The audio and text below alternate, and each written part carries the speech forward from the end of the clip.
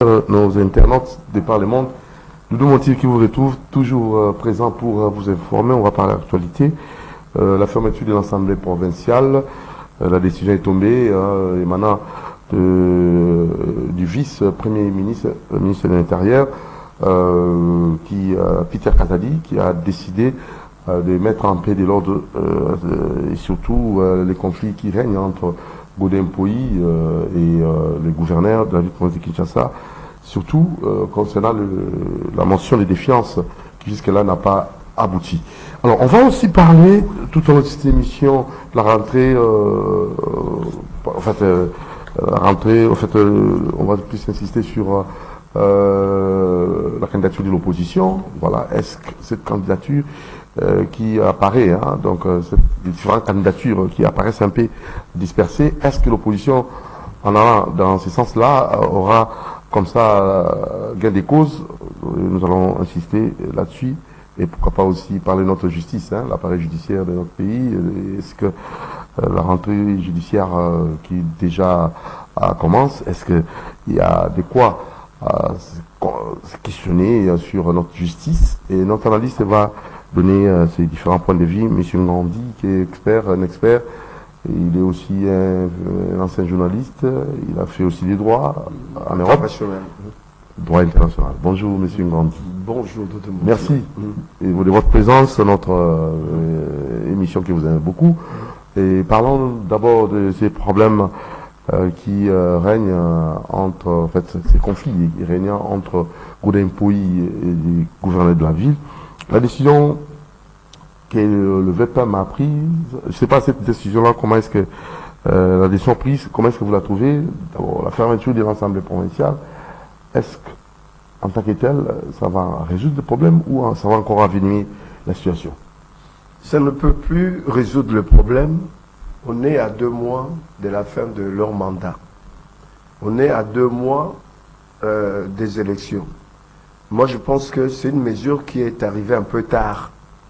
Mais comme il n'est jamais trop tard pour bien faire, je pense que c'était nécessaire pour pouvoir remettre les pendules à l'heure. Puisqu'on allait laisser la ville de Kinshasa jusqu'à la fin de l'année, jusqu'aux élections, ça allait poser quand même problème par rapport à certains choix. Certaines personnes devaient voter, allaient voter compte tenu de la mauvaise marche de la ville de Kinshasa. Moi, je pense que cette mesure prise par Peter Kazadi était une mesure qui est arrivée à bon escient, au bon moment, même si c'est trop tard. La ville qui n'est pas du tout gérée, puisque beaucoup disent que c'est mal géré. Moi, je dis pour mal gérer, il faut déjà gérer. Mais la ville n'était pas gérée. Nos autorités allaient au travail, étaient au niveau de l'hôtel des villes beaucoup plus pour leurs propres affaires que plutôt pour la gestion de la ville de Kinshasa. Une ville qui est en très grande déconfiture, où on ne savait pas qui faisait quoi. Tantôt, c'est le gouverneur qui s'arrange pour déchoir le président du Parlement. Tantôt, c'est le président du Parlement, du moins pas du Parlement, de l'Assemblée provinciale, qui essaye de déchoir le gouverneur. Et chacun tirait la couverture de son côté. Moi, je pense qu'il était temps de siffler la fin du désordre dans cette ville de Kinshasa, qui est très chère pour la République démocratique du Congo. Merci. Parlons maintenant de rentrée judiciaire. Vous avez peut-être des avis à émettre concernant notre appareil judiciaire? Oui, la critique fuse un peu de partout. Nous, en tant que population, on a toujours critiqué la justice, qui n'était pas juste, plutôt, qui était une justice des riches ou des gens qui avaient des moyens. Quand tu étais pauvre ou par manque de moyens, tu as été face à quelqu'un qui a des moyens, même si tu as raison, on donnait raison à l'autre compte tenu du poids de l'enveloppe qu'il pouvait donner au magistrat. Ça, tout le monde l'a vécu, directement ou indirectement. Personne ne peut nier, même parmi ces magistrats-là.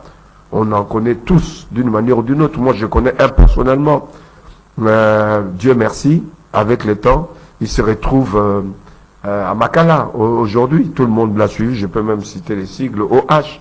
Il a fait pas mal du mal à beaucoup de gens. Par rapport au problème des parcelles. Je ne sais pas si il fonctionne aussi sur d'autres registres, ne serait-ce que pour les parcelles en Boudi notamment. Ce monsieur-là, OH, avec quelques faux policiers et autres, ont fait du mal à pas mal de familles. Donc des magistrats véreux comme ça, il y en a beaucoup au travers de la République. Décriés par le président de la République, décriés par le président de la Cour de cassation, etc. C'est normal, mais cette fois-ci, moi j'ai dit qu'on ne doit pas rester simplement avec des mots, mais il faudra à un moment donné qu'on arrive à sanctionner. Et pour cela, moi je pense que le premier rempart devrait être le Conseil supérieur de la magistrature qui a pouvoir sur le contrôle, sur la gestion des magistrats. Il faut qu'on arrive à une justice juste. Aujourd'hui, on n'a pas une justice, on appelle justice puisqu'ils sont magistrats, puisqu'ils sont avocats. Même les avocats ne jouent plus leur rôle. Ils savent que c'est pas la peine qu'ils viennent parler du droit. Personne ne va les écouter. Les magistrats ne vont pas les entendre. Ils vont plutôt les entendre combien tu as dans ta besace, ça y est, dans ton sac ou dans ton enveloppe. La justice passait par les moyens que les uns ou les autres pouvaient ou ne pas avoir. C'est ça. Il faut arrêter, mais il faut arrêter aussi de toujours dire, constater, mais il faut agir cette fois-ci et puis punir sévèrement certains de ces magistrats. Voilà, analysons un peu la candidature de l'opposition, les différentes candidatures. Est-ce que cette opposition va-t-elle vaincre, gagner les élections? Est-ce que les différents candidats essaieront un peu de faire quelques scriptons un peu? Parlons de ce candidat, Dr Mukwege, et parlons de Martin Fayulu, et pourquoi pas aussi Mozito et les autres. Est-ce que vous pouvez quand même scripter et donner aussi vos avis concernant leur candidature? Mais il y a un problème. De toute façon, ils sont à 24 aujourd'hui. Je suis sûr que d'ici qu'on arrive à un mois et demi, il y a d'autres candidatures qui vont partir. Au moins une dizaine de candidats vont pouvoir jeter l'éponge, à savoir, ils vont se dédire et s'accoler à d'autres candidats. Donc s'ils 10 partent, il restera 14. Dans les 14 là, je crois que il y aura encore la moitié qui va être là juste pour une présence formelle, mais qui n'auront pas des capacités ni les moyens de pouvoir faire des tournées, des randonnées au niveau des provinces pour aller convaincre les futurs électeurs. Je pense qu'on risque de se retrouver autour de 5 réellement candidats. Dans les 5 candidats réels, il y a peut-être 2 ou 3 qui auront 2 moyens de pouvoir faire la propagande un peu ici ou là en République démocratique du Congo. Mais à l'arrivée, c'est peut-être 2 ou 3 qui vont avoir un pourcentage important après les élections. Donc c'est fantaisiste. Certaines candidatures sont fantaisistes. Il y a des gens qui ont des capacités comme Mozito, mais sur le plan politique, Mozito n'a pas vraiment des assises solides au niveau du pays. Malgré qu'il y a une présence au niveau de toutes les des provinces, Mozito est un des rares à avoir ses sièges un peu partout. Mais cela ne lui donne pas la solidité de ses assises. Mais pourtant, c'est quelqu'un d'intelligent. Il y a qui d'autre? Fayulu, moi j'ai dit Fayulu doit tirer la révérence, dire que j'ai fait ce que je pouvais, mais il s'avère que je pourrais faire autre chose pour la République. C'est pas seulement en politique. Il pourra se consacrer à faire des affaires. Il doit se dire, il est parti pour la retraite politique après les élections. Il ne pourra plus faire de la politique. Il ne sera plus ministre, il ne sera même pas Premier ministre, encore moins président de la République. Quand on regarde Moïse, Moïse a des moyens, a des possibilités d'aller partout. Mais le problème, c'est que face à Tshisekedi, je ne sais pas s'il tiendra le coup. Mais c'est un des rares qui peut tenir le coup jusqu'au bout. Mais il y aura un écart quand même s'il y a des élections entre Moïse et le président Tshisekedi. Quant à notre ami Matata Ponyo est là, candidat pour se protéger. Il sait qu'il n'a pas d'ancrage au niveau de nos populations. Il n'a pas d'ancrage. Donc il va là-bas juste sur le plan formel. mais il sera éliminé parmi les premiers groupes, ou qui va s'éliminer lui-même, ou c'est la justice qui va le tenir à la gorge, il ne pourra pas poursuivre son cheminement. Mais quand on regarde notre gars qui est très intelligent, j'oublie le nom, l'homme de Kananga, comment il s'appelle? Mukwege. Non, pas Mukwege. Mukwege, pour moi, il est venu poussé par des gens. Je ne pense pas qu'il soit à même. Autant il s'occupait des femmes, autant aujourd'hui, sur le plan politique, il est vierge. Il est vierge politiquement. Mais il ne pourra pas, face à ces baroudeurs de la politique, que Tshisekedi, que Mouzito et autres, faire un long chemin. Non. Il ne peut pas faire mieux que Mouzito. Il ne peut pas faire mieux. Mais concernant le problème des genre, lui évoque là. Le genre, c'est un faux problème. Moi, j'ai dit que la presse a monté tout en mayonnaise. Le genre, ça existe en français. Les genres masculins, féminins, le genre existe. On a toujours parlé des genres, on a un ministère des genres. Ce qu'il a évoqué, c'est certes, il est allé plus loin, spécifiant les genres pour qu'on puisse favoriser. Et ça, c'est normal. En tant qu'Africain. Pas qu'en tant qu'Africain, normalement, non, la nature. Donc, qu'on ça. soit du côté biblique, côté religieux, Dieu a créé l'homme et la femme. Pourquoi il a distingué l'homme et la femme? Il y avait une raison. Comment est-ce que nous, on veut corriger ce que Dieu a fait? Il a créé l'homme et la femme et il a demandé à ce qu'on puisse se procréer. Puisque Dieu ne nous a pas créés, il a créé Adam et Ève, il leur a demandé de procréer. Nous sommes le produit de la procréation, mais il n'a jamais dit que procréer pour que vos enfants, les filles, soient ensemble, les garçons soient ensemble. C'est contre nature. Mais comment est-ce qu'on peut venir avec de tels propos? Mais qui viennent avec ces propos, c'est à nous de repousser cela, simplement. Ici, il existe des lois, on reconnaît le mariage entre hommes et femmes, on ne reconnaît pas le mariage entre deux hommes ou entre deux femmes. On n'en est pas là. Donc Mukwege, il vient avec le truc.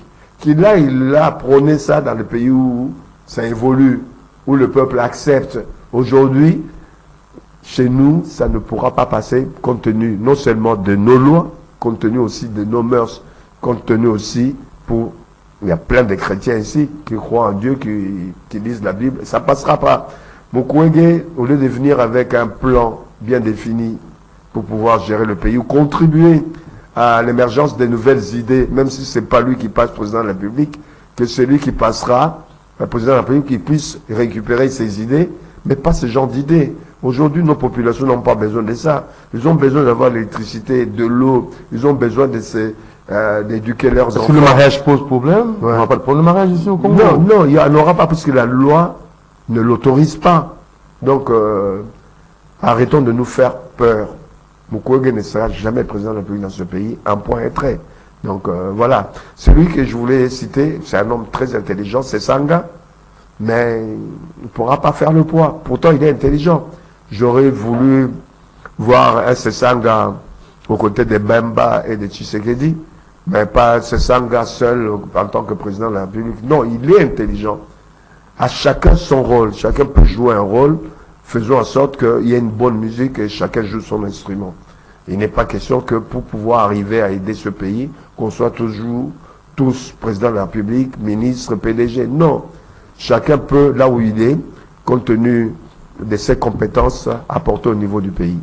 Très bien. Merci, M. Ngandi. Nous avons pris presque 10 minutes avec vous. Nous avons pris votre temps aussi. Vous avez d'autres programmes. Peut-être très prochainement, vous allez encore revenir pour répondre à nos préoccupations, aux questions liées à l'actualité.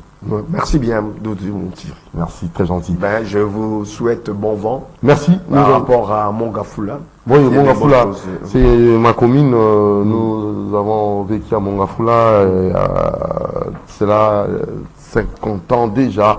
Donc, nous connaissons les problèmes de Mongafula, nous connaissons les préoccupations de cette population et nous pensons peut-être avec le temps, on aura à résoudre ces problèmes tant soit peu, parce que nous sommes bien ancrés, vraiment natifs de Mongafula et l'ancrage. On ne peut pas faire la campagne maintenant, mais on en a. Merci, Monsieur Gondi. Merci. Et nous passons là à Monsieur Bienvenu en Simba Nancel, mesure de la prière, c'est les ossements. C'est l'unique cadre que nous vous convions. Citer les ossements pour la bonne prière, ensemble, nous en sonnons. sans complication. Il y a la bibliothèque, la restauration.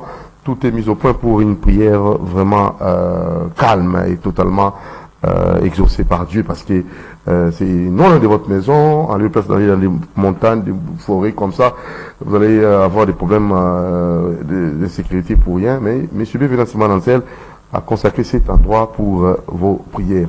Allez-y, appelez Maman Charlotte au numéro affiché au bas de petit écran. Pour vos séminaires, vos retraites, vous allez bénéficier de cet endroit vraiment très très idéal. Merci à vous, Keren, Fondation Keren et la maison de prière Maison Keren. Merci à Bienvenue Simana, son épouse Mamani Kembe, aux enfants Naomi et Keren Antimbana. Alors nous allons aussi penser à son excellence Florent Chiba. Florent Chiba depuis Brazzaville, bien de bonnes choses à vous. Je n'oublierai pas aussi Mazou et Moranzambé, c'est vraiment les staffs. Et je vois ici à Kin, monsieur Trésor Mbemba, les grands changeurs, Bichingo Bila, il n'y a pas d'eux. Et monsieur Kouba, toujours efficace. Mon très cher ami de Brazza aussi, salutations à vous, monsieur Narcisse Plicher, donc bien de bonnes choses à vous, monsieur Narcisse Plicher, et votre épouse, maman Franchini de Brazza. Ça c'est pour vous. Allez, nous allons souhaiter bon anniversaire à monsieur Jerry Kiani.